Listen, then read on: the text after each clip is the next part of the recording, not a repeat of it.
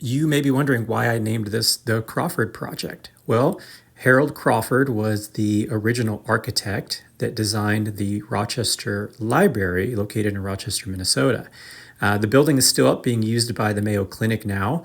However, back then, the Rochester Art Center was housed in the upstairs part of the building.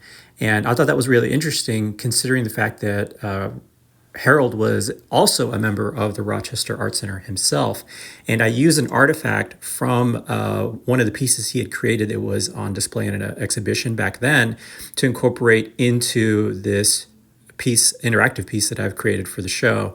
And you may already know this, but turning it into a QR code was really, really challenging just by laying it out like a grid and trying to make sure that I could keep the functions of our QR code working while I made changes to the painting, adding some elements and balancing the image of the old Art Center building was the old library in Rochester, trying to make sure that that could still be seen while the QR code was working. So I basically had to work from the background and build up layers to make sure that I could have control over the different elements that needed to stay in the QR code so it could work.